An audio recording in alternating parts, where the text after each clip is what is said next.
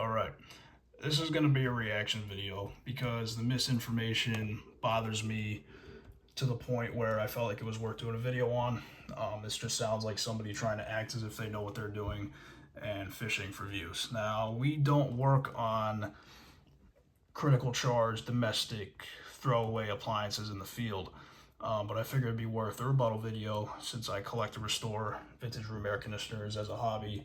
And this is relevant. It's a big thing. People need to realize that water accumulating in the base pan does more harm than good. So it's more or less an argument about why every window unit should have a drain hole instead of not. Not this guy, but my reaction to this video. And this guy is just through and through ill-informed on air conditioning principles and claims that you can cut your electric bill in half if you follow what he does in this video, which is a pretty bold claim. And people believe anything they see on the internet and probably tried this, but there's no proof that it works. So during the summer, what I'm going to do is make a comparison video and show two units side by side, one with water, one without, and show power ratings and temperatures. So we'll watch this bull crap, and I'll stop it as we go along and provide input. Hi everybody, this is Jeff from Missouri, and I wanted to do a video on air conditioning. And this is August 2012. The temperature down here in Missouri is like 102 degrees. Because of the heat wave, a lot of people are getting air conditioners for the first time. They've never had them before. But if you get one, what you want to do is make sure if the air conditioning, what you want to do is measure the room size, the room you're going to cool. So if it's say a 500 square foot room, you don't want to get an air conditioner that's only capable of doing 400 square feet. It's just not going to do it. It's going to work overtime and probably not cool that room down. So just get one that's a little bigger than what you need. And so I'm going to stop it right there. That becomes a problem for dehumidification. When a unit is oversized, it cycles off before it has a chance to pull the moisture. Something else too. I never get 110 volt air conditioners. I get 220 volt jobs. And the reason I get 220 volt jobs is because they'll use about half the amps that 110 volt will. 110 volt air conditioners are expensive, you're wrong. Bullshit. So a 110 volt air conditioner can pull 500 watts. That's not expensive to run. Yes, 220 units may use half the amps, but the only benefit to that is thinner wire gauge for situations where infrastructure is cheaper. You know, why do you think that every outlet in certain foreign countries is 220? It's technically better for the grid, but you pay for the watts, and Ohm's law is Ohm's law. Multiply voltage by current and you have power. Hello, sometime today. you can. Just get you a 220 volt air conditioner. That's kind of what the plug looks like for them.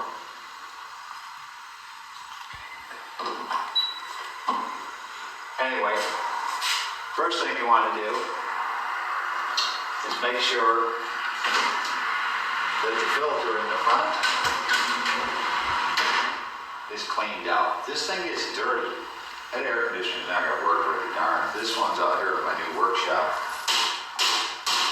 It's all covered with sawdust, but anyway. Gotta keep this thing cleaned out. Gotta keep these coils cleaned out too. This is true. Otherwise, your air conditioner is just going to run overtime. Not do a good job. Well, this is a brand new one. Piece of shit. And it comes with an energy saving mode.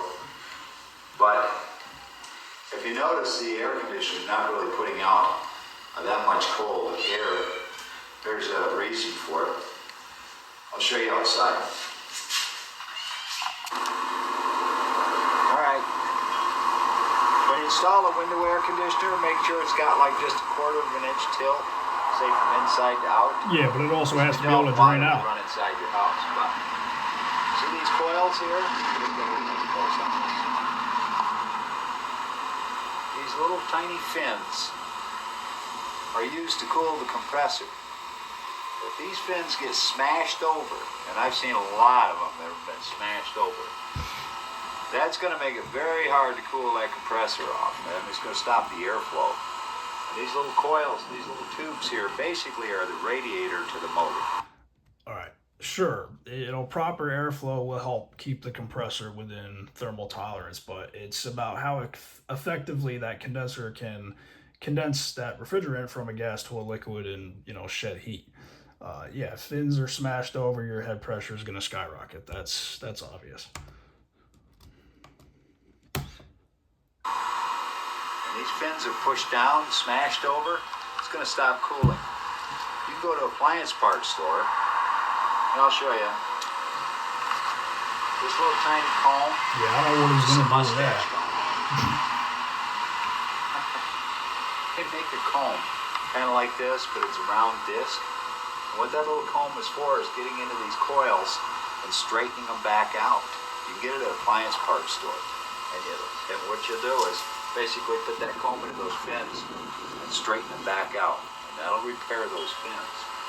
But this air conditioner has a big round fan on the inside of it with what's called a slinger on it. Worst design. And that slinger is meant to pick up water off from this tray and throw it through these coils to keep the motor cooled down.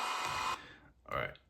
Latent heat of vaporization exists. Yes, it's a little easier for the refrigerant to release its heat like that. But the efficiency difference is marginal, and in turn, you get lots of rust, refrigerant leaks, not to mention mold. So that you get the best cooling out of your air conditioner. If this pan runs dry, it's going to start overheating. The temperature's going to go up. I can show you what I mean. All right, that's great. I find that hilarious. No temperature is given as to what overheating looks like. These units have to be designed to run without condensation on the condenser coil. Sometimes it's not humid. We have units out in the middle of the desert in Arizona that work fine with central systems like split system condensers. I don't see them have water on the coils, and they work fine.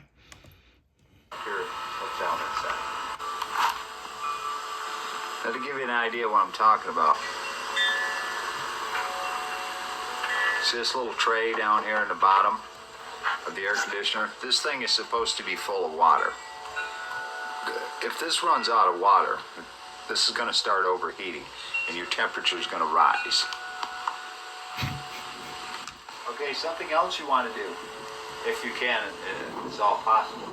This air conditioner is mounted at the north side of my garage. It doesn't ever really see the sun except for sundown. The night sun hisses things. Anyway, this pan is dried out.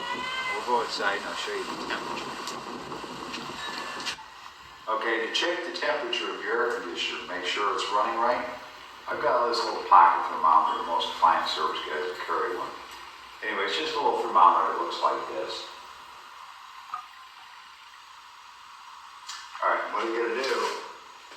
Stick it in the vent in the front.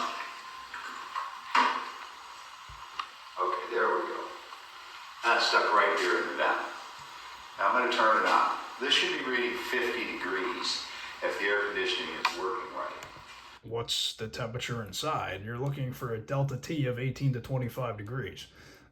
If it's 80 degrees inside and it's blowing 57 degree air, and after it's had a chance to run, it's working fine. This air conditioner comes with an energy saver. It's an LG job. I just got these. Seems to be okay. Anyway, I'm going to turn it on.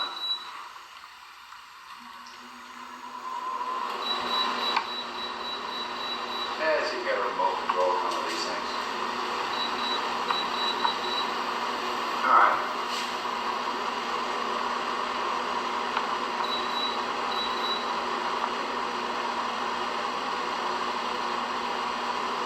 Now, if you're getting in here close, notice what the temperature is? Keep in mind the unit just turned on. This guy is trying to persuade you that, water in the unit makes this magic temp drop. Units need several minutes to run and stabilize, especially something with a rotary compressor. Are you in here close? The temperature is 70 degrees on this thermometer. If you can even trust that stupid thing. So we're gonna go outside, this is what I'm gonna do. Just got a pitcher of water, like this. What you can do is open up the front of this air conditioner and pour it right into the coils, real slow. It'll suck it right in. And it'll fill that pan out and drip outside. That slinger out there will throw the water. So what I'm gonna do is just pour it in outside. Okay, just take the water and pour it in the coils. Fill that pan up. And you'll hear that slinger start throwing the water. A lot of strain being put on that thermometer.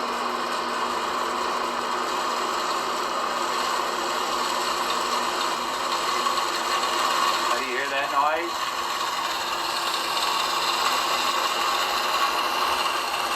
Just fill it right up, let it run over. Don't hurt a thing. Don't hurt a thing, he says. That noise is that slinger throwing the water through the coil. Let's go inside and check the temperature now.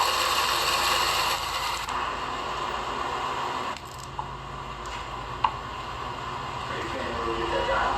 Okay. It's still 70, just so you know.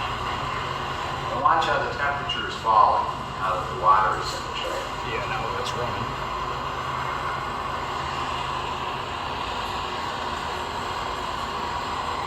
So, I mean, this is where this doesn't make sense. Is he turns the unit on, after less than a minute of it running, he says, oh yeah, it's blowing 70 degrees. Here we are, not much longer after that, and the temperature is starting to fall because it's got a chance to run. It is the fact that water is in the tray has nothing to do with it.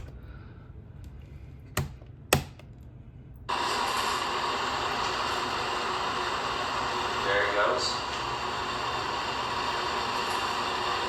Down about 65 degrees now. Now it's down to about 60 degrees. Close up on this. Is that a brand? Second motor. Great, go ahead. Alright, this air conditioner's got an energy saving mode. So now turn that on. What it means is when the room gets to temperature, the fan and the air conditioner are both going to shut off. That is true. Now if I shut the energy saver off, Energy waster. what's going to happen is when the room comes to temperature, the the compressor is going to shut off, but the blower is going to keep running. The blower will never stop running. Well, what's happening is that blower is drying the water out in that pan.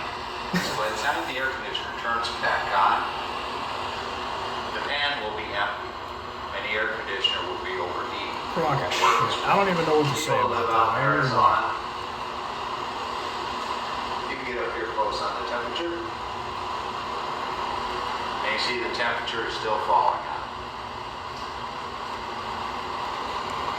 Yeah, the energy saver is not accurate at all when the thermostat probe is right up against the coil. You're not actually reading room temperature. So it's just a gimmick, and it's stupid, and it doesn't work. You might save, I mean, what are we doing? Trying to pinch pennies here because the fan motor is not running. That's stupid. And now you're down to about 58 degrees. Should go to about 50 degrees would be the normal operating temperature of an air conditioner. That'll tell you that your air conditioner is working good. It's down to 50 degrees. There's nothing wrong with it. So if it's not able to cool off your room, and it's say at 50 degrees, it's probably because you got too big a room. Next thing is, when you've got an air conditioner on, all the windows and doors have to be shut. The room has to be sealed. Otherwise, If you have half a brain, you realize that you need the doors and windows closed when the AC is on. Doors and windows. Infiltration is a factor when you're considering BTUs, yes. Anyway, I leave the energy saving mode on. Check it out. What'll happen is this air conditioner will shut off. The fan will shut off, and every 3 minutes the fan will come on just for a minute to check the air temperature. And if the air temperature is right, the fan will just shut back off, and it checks every 3 minutes. Kind of cool. Anyway, timer and all that stuff. All right. The rest of this is, yeah. So as you can hear and see, it's just bogus. So I wanted to make a little reaction video to that and share my input on it. So, yep, that's it.